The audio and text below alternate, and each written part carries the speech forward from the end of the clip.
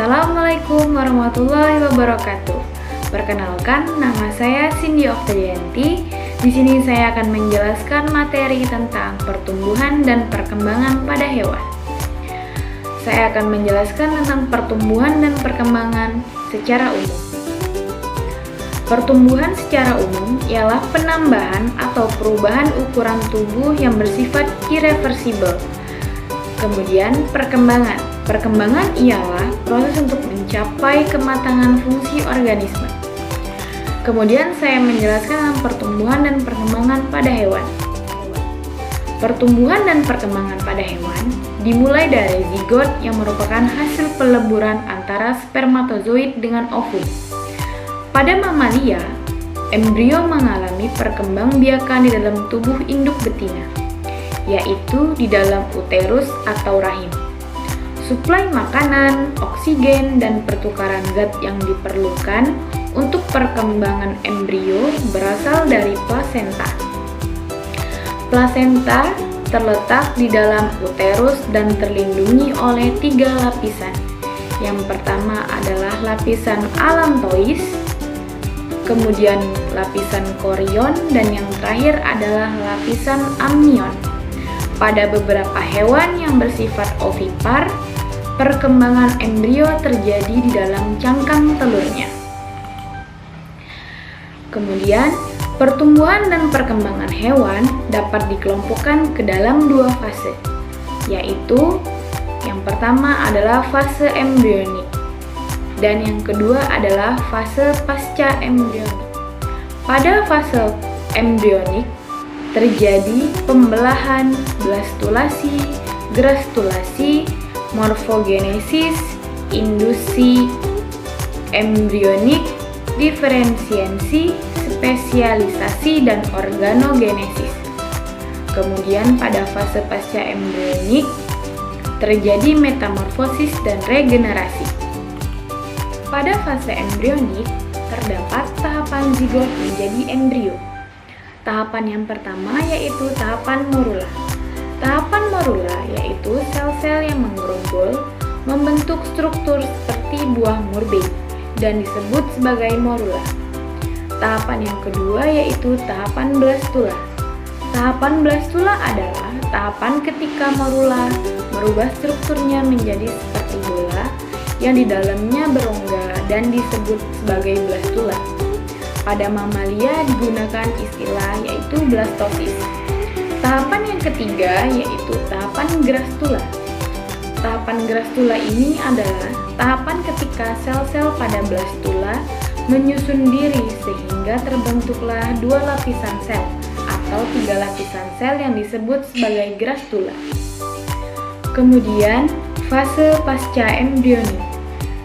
Fase pasca embrionik secara umum meliputi metamorfosis dan regenerasi. Yang pertama, metamorfosis adalah perubahan bentuk secara bertingkat dari masa muda sampai hewan dewasa. Contoh dari metamorfosis tak sempurna yang dimulai dari telur, nimfa, kemudian menjadi imago, dengan contoh serangga ataupun belalak. Kemudian metamorfosis sempurna yang dimulai dari telur, larva, pupa, dan menjadi imago, dengan contoh hewan kupu-kupu. Kemudian regenerasi.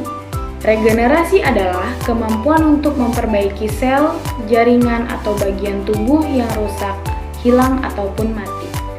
Setelah kita mempelajari tentang materi pertumbuhan dan perkembangan pada hewan, terdapat juga faktor-faktor yang mempengaruhi pertumbuhan dan perkembangan pada hewan. Faktor yang mempengaruhi pertumbuhan dan perkembangan pada hewan dibagi menjadi 2, yaitu faktor internal atau faktor dalam dan faktor eksternal atau faktor luar. Faktor internal yang dapat mempengaruhi pertumbuhan dan perkembangan pada hewan terbagi menjadi 5. Yang pertama adalah gen. Gen atau genetika salah satu faktor yang sangat penting dan sangat mempengaruhi pertumbuhan dan perkembangan pada hewan.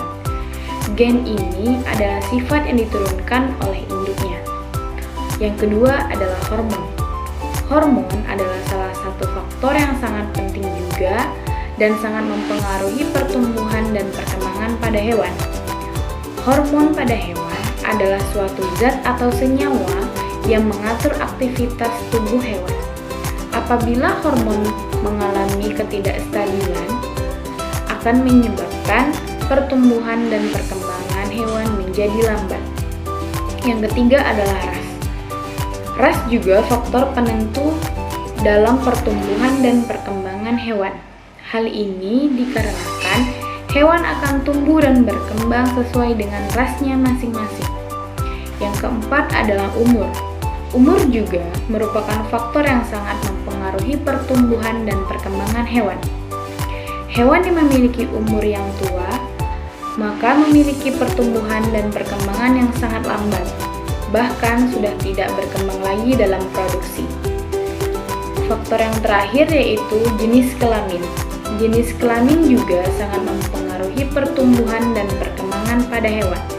Biasanya, jenis kelamin hewan jantan pertumbuhannya lebih cepat dan postur tubuhnya lebih besar jika dibandingkan dengan jenis kelamin hewan betina. Selanjutnya adalah faktor eksternal yang dapat mempengaruhi pertumbuhan dan perkembangan pada hewan. Faktor eksternal ini terbagi menjadi 6. Yang pertama adalah nutrisi makanan. Nutrisi makanan memang sangat penting dan sangat mempengaruhi pertumbuhan dan perkembangan hewan. Kekurangan asupan nutrisi akan mengakibatkan pertumbuhan hewan menjadi lambat, nafsu makan berkurang, produksi penurunan, bahkan mengakibatkan abnormalitas. Yang kedua adalah suhu. Suhu merupakan faktor yang sangat penting dalam pertumbuhan dan perkembangan pada hewan. Suhu yang terlalu rendah dan terlalu tinggi atau tidak stabil akan menyebabkan pertumbuhan hewan terhambat. Yang ketiga adalah cahaya. Cahaya yang tidak stabil akan sangat mempengaruhi pertumbuhan dan perkembangan hewan. Oleh sebab itu, ketika dalam pemeliharaan hewan, diberikan ventilasi agar cahaya matahari masuk ke dalam perkandangannya. Yang keempat adalah aktivitas fisik. Aktivitas fisik ini merupakan faktor yang sangat mempengaruhi pertumbuhan dan perkembangan hewan. Aktivitas hewan yang kurang aktif akibat perkandangan terlalu sempit akan menghambat pertumbuhan dan perkembangan hewan tersebut. Selanjutnya adalah lingkungan. Lingkungan merupakan salah satu hal penting dalam pertumbuhan dan perkembangan hewan. Sebaiknya pilihlah lingkungan yang jauh dari pemukiman, industri, keramaian, dan tempat yang tidak tercemar. Faktor eksternal yang terakhir yaitu adalah manajemen pemeliharaan. Manajemen pemeliharaan sangat penting diketahui dalam pertumbuhan dan perkembangan hewan. Dengan melakukan pemeliharaan yang tepat dan benar akan sangat membantu proses pertumbuhan dan perkembangan pada hewan tersebut. Baiklah, sekian materi dari saya yang dapat saya jelaskan. Saya ucapkan terima kasih. Assalamualaikum warahmatullahi wabarakatuh.